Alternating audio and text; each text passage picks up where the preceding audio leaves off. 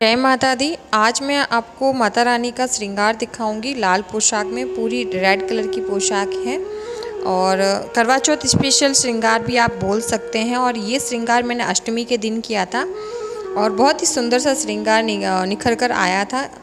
और इस पोशाक को मैंने बनाया है, उसका वीडियो पहले से अपलोड है। अगर आप देखना चाहते हैं तो चैनल पर जाकर देख सकते हैं। और इस वीडियो में मैं माता रानी के बारे में जो भी क्वेश्चन पूछे जाते हैं उसको सारे सवाल के जवाब दूंगी कि ये विग्रह कितने का है, कहाँ से लिया गया है, किस धातु का बना हुआ है, और जो भी सवाल है वो सब मैं इसमें जवाब दूंगी। तो आपको मैं बताते हुए मुझे खुशी होगी। ये विग्रह 11 इंच का है और ये विग्रह पूरा पीतल का बना हुआ है। और इस विग्रह की जो वेट है वो 5 इंच का 5 किलो का वेट है। इसका पूरा पीतल का बना हुआ है। और ये पूछा जाता है कि 3 नेत्र माता के क्यों हैं। तो आप जगदम्बा माता और दुर्गा माता का अगर स्वरूप आप देखेंगे तो उनके 3 नेत्र हैं। अगर आपको मेरी बात सत्य नहीं भी लग रही है तो दुर्गा सप्तशती में आप माता दुर्गा और माता जगदम्बा के स्वरूप का उल्लेख लिखा हुआ है। उसमें आप जब पढ़ेंगे तो उसमें 3 नेत्र बताए गए हैं। तो इसलिए मेरे माता रानी के विग्रह पर 3 नेत्र हैं। और माता जगदम्बा, माता दुर्गा का, माता पार्वती के ही सारे स्वरूप हैं। वैसे तो सारे स्वरूप माताओं के माता पार्वती के ही स्वरूप हैं, सभी एक हैं। लेकिन अगर रियल का स्वरूप माता दुर्गा और माता जगदम्बा का ऐसा ही है। इसीलिए मेरी माता रानी के 3 नेत्र हैं। तो अब दूसरा सवाल आता है कि ये विग्रह कहाँ से लिया गया है। तो ये विग्रह मैंने वृंदावन से मंगवाया था और वृंदावन से लिया गया है। और तीसरा सवाल है कि मेरे मन का ही मैं आपको बता रही हूँ कि ये मैं विग्रह कैसे लेकर आई और क्या हुआ। तो मेरे पास शुरू से फ़ोटो था। जैसे कि पहले मेरी जॉइंट फैमिली थी, हम जोधपुर में रहते थे।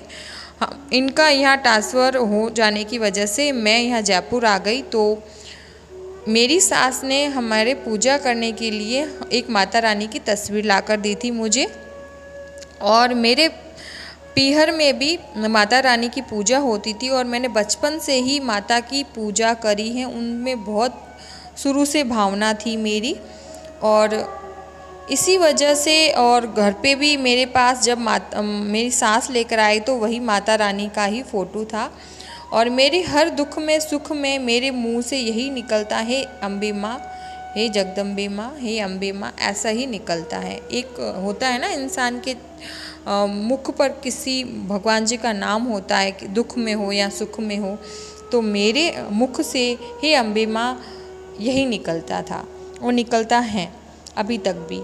तो इसी वजह से उनकी मुझे सेवा करना बहुत अच्छा लगता था। तो फ़ोटो मेरा जो था ना वो ख़राब हो गया था। जैसे हम मंदिर साफ़ करते हैं तो गंगा जल से पंचामृत से उसे छटक कर हम साफ़ करते हैं और वो धीरे धीरे ख़राब होने लगा था और ख़राब भी हो चुका था।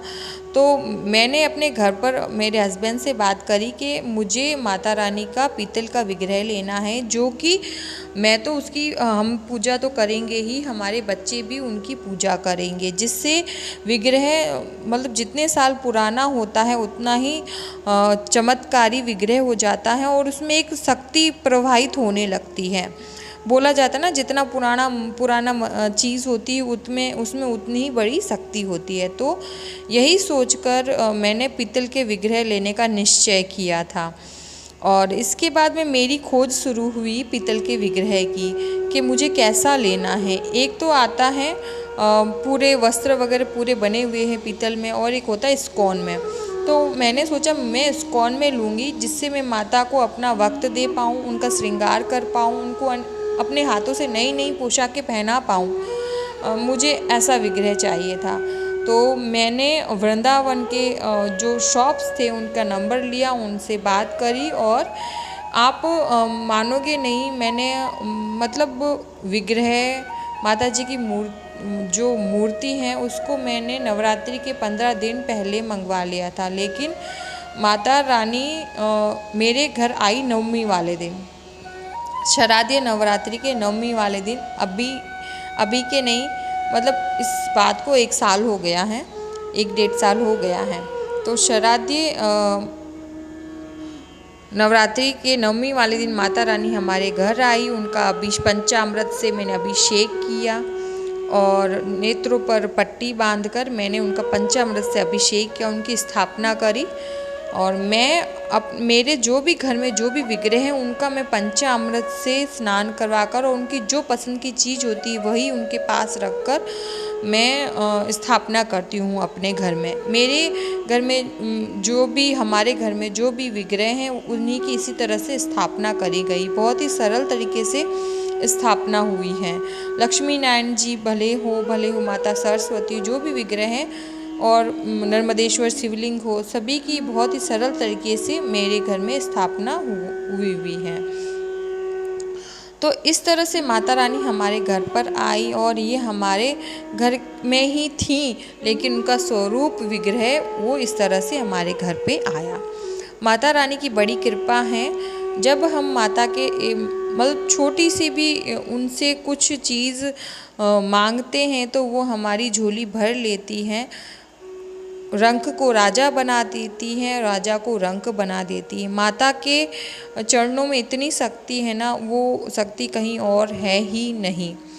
तो आप अगर माँ को देवी कहकर पुकारेंगे तो वो देवी का ही स्वरूप रहकर आपके घर में रहेंगी। और अगर आप अम्बे माँ को, दुर्गा माँ को माँ कहकर पुकारेंगे तो वो आपको अपना वात्सल्य पूरा अर्पण करेगी। माँ तो माँ ही होती हैं।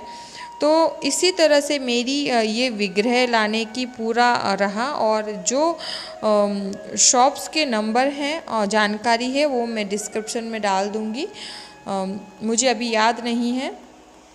तो इस तरह से ये पूरा रहा। माता रानी हमारे घर पर आई, बहुत कृपा हुई माता रानी की, हमें अपनी सेवा प्रदान करी। तो इस तरह से देखिए माता रानी का श्रृंगार हुआ है, बहुत सुंदर माता रानी का श्रृंगार हुआ है। माता रानी बहुत सुंदर लग रही है।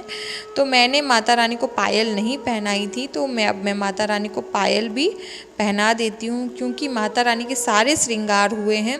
यहाँ पर देखा हो तो आपने, मैंने सिंदूर भी लगाया है, क्योंकि सारे श्रृंगार करते वक्त हम सिंदूर लगाने भूल जाते हैं। तो मैंने माता रानी को बालों में सिंदूर। तो आपको ये वीडियो कैसा लगा मुझे ज़रूर बताएं। चैनल को लाइक और सब्सक्राइब करें, फैमिली और फ्रेंड में वीडियो ज़रूर से शेयर करें। मिलते हैं अगले वीडियो में। धन्यवाद। और आपको ये जानकारी कैसी लगी मुझे ज़रूर बताएं। मिलते हैं।